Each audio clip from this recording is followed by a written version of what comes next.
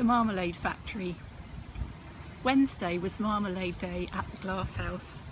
When I was a kid, I used to sit on a white cupboard with my feet dangling and watch people moving around me and wished hard I knew where I was from, because a kid at school said, "Where are you from?"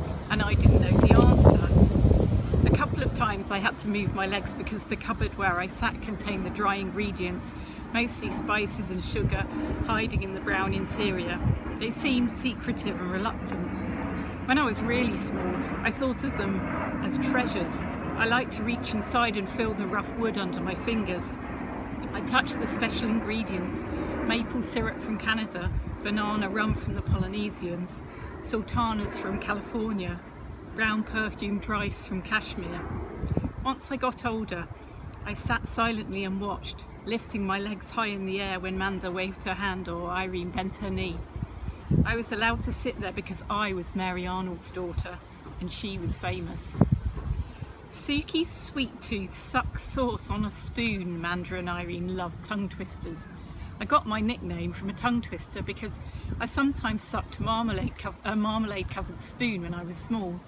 My real name is Camellia, like the flower. In the Marmalade Factory, people were dressed in white, so it felt like we were inside a mysterious clinic or laboratory. I didn't have a white shirt and trouser suit, a white apron or white cap with a net. I felt like a sudden heap of clothes, the ones people leave outside charity shops on the street. A sudden reminder that clothes could be a different colour. I was multicoloured, brown face and hands and feet, mixed paint fingers, eyes and hair, plus as many different coloured clothes as I could find. I watched Manda stirring with her stick, the only one she would use. She was superstitious. Orange, green, gold, pink, blue and purple. Those were the colours that made me. I remembered it like a recipe, like the marmalade recipe we all knew off by heart. 1 pound sugar for every 1 pound oranges, plus half a pound orange rind, water and mixed spices. I wondered if my mother had made up the Japanese woman and her part Native American husband to fill in the gaps in her head where her parents should have been, or if she really knew who they were.